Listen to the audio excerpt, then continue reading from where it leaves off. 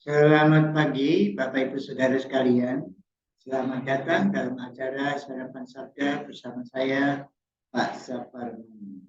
Sarapan kita pada pagi hari ini diambil dari Efesus 3. Efesus 3, mulai ayat 1 sampai dengan ayat yang ke-6. Demikian firman Tuhan. Itulah sebabnya aku ini, Paulus, orang yang dipenjarakan karena Kristus Yesus untuk kamu, orang-orang yang tidak mengenal Allah. Memang kamu telah mendengar tentang tugas penyelenggaraan kasih karunia Allah yang dipercayakan kepadaku karena kamu, yaitu bagaimana rahasianya dinyatakan kepadaku dengan wahyu, seperti yang kutulis di atas dengan singkat.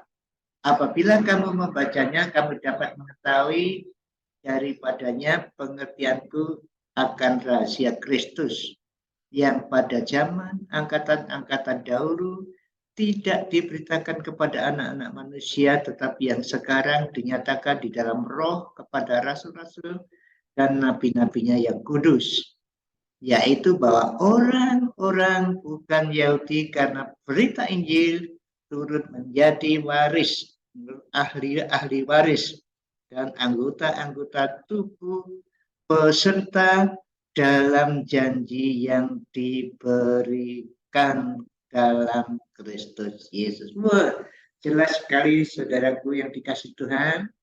Paulus diberitahu Tuhan, tanda petik disebut rahasia itu, bahwa orang non-Yahudi, yaitu dulu lagi-lagi saya ulangi, janji-janji dalam kitab suci, dalam perjanjian lama itu kan untuk orang Yahudi. Tetapi dalam Tuhan Yesus janji-janji itu berlaku. Jadi semua janji yang ada di dalam kitab suci berlaku bagi kita yang percaya. Luar biasa ini, dan itu baru saja dimengerti oleh Paulus, tapi juga oleh Petrus pernah ya.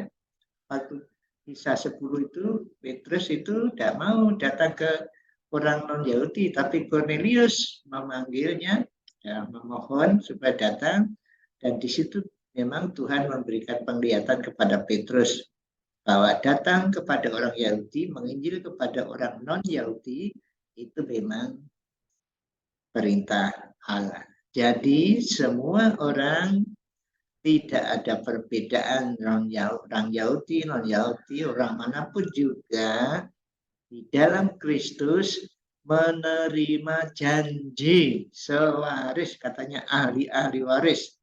Jadi kalau orang Yahudi akan diwarisi tanah di mana Tuhan akan menjadi raja, nah kita juga sama seperti mereka. Jadi, saudara-saudaraku yang dikasih Tuhan, mari kita bersyukur atas janji-janji Allah yang berlaku bagi kita semua.